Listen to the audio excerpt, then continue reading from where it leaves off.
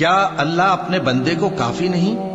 اور اے نبی، یہ تم کو ان لوگوں سے جو اللہ کے سوا ہیں یعنی غیر اللہ سے ڈراتے ہیں، اور جس کو اللہ گمراہ رہنے دے اسے کوئی ہدایت دینے والا نہیں، اور جس کو اللہ ہدایت دے اس کو کوئی گمراہ کرنے والا نہیں۔ کیا اللہ عزت والا بدلہ لینے والا نہیں ہے؟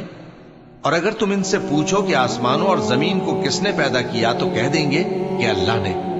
کہو کہ بھلا دیکھو تو جن کو تم اللہ کے سوا پکارتے ہو، اگر اللہ مجھ کو کوئی تکلیف پہنچانی چاہے تو کیا وہ اس تکلیف کو دور کر سکتے ہیں؟ یا اگر وہ مجھ پر مہربانی کرنا چاہے تو کیا وہ اس کی مہربانی کو روک سکتے ہیں؟ کہہ دو کہ مجھے اللہ ہی کافی ہے، بھروسہ رکھنے والے اسی پر بھروسہ رکھتے ہیں۔ اللہ وہ معبود برحق ہے کہ اس کے سوا کوئی عبادت کے لائق نہیں، زندہ ہے، سب کو تھامنے والا، اسے نہ اونگ آتی ہے نہ نیند۔ جو کچھ آسمانوں میں اور جو کچھ زمین میں ہے سب اسی کا ہے۔ کون ہے کہ اس کی اجازت کے بغیر اس سے کسی کی سفارش کر سکے؟ جو کچھ لوگوں کے روبرو ہو رہا ہے اور جو کچھ ان کے پیچھے ہو چکا ہے اسے سب معلوم ہے، اور لوگ اس کی معلومات میں سے کسی چیز پر دسترس حاصل نہیں کر سکتے۔ ہاں، جس قدر وہ چاہتا ہے اسی قدر معلوم کرا دیتا ہے۔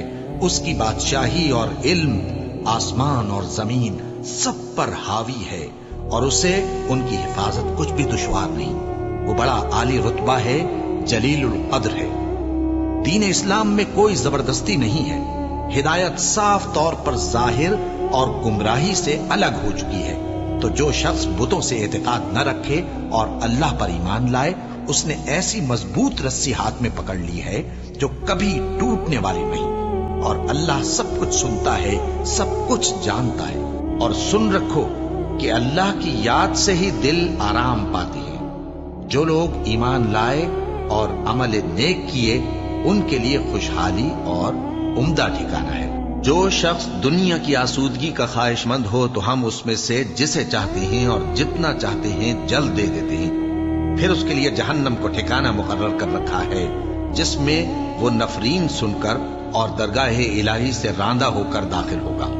اور جو شخص آخرت کا خواستگار ہو اور اس میں اتنی کوشش کرے جتنی اسے لائق ہے، اور وہ مومن بھی ہو، تو ایسے ہی لوگوں کی کوشش ٹھکانے لگتی ہے۔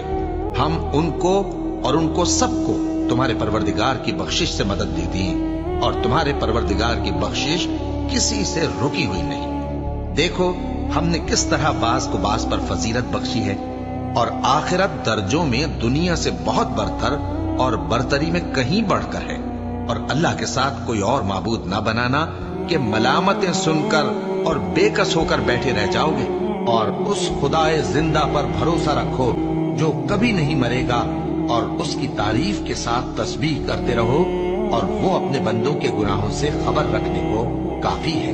بھلا کون بے قرار کی التجا قبول کرتا ہے جب وہ اس سے دعا کرتا ہے، اور کون اس کی تکلیف کو دور کرتا ہے، اور کون تم کو زمین میں اگلوں کا جانشین بناتا ہے؟ یہ سب کچھ اللہ کرتا ہے۔ تو کیا اللہ کے ساتھ کوئی اور معبود بھی ہے؟ ہرگز نہیں، مگر تم بہت کم غور کرتے ہو۔ اے پیغمبر، میری طرف سے لوگوں کو کہہ دو کہ اے میرے بندو، جنہوں نے اپنی جانوں پر زیادتی کی ہے، اللہ کی رحمت سے نا امید نہ ہونا۔ اللہ تو سب گناہوں کو بخش دیتا ہے، بے شک وہی تو ہے بڑا بخش۔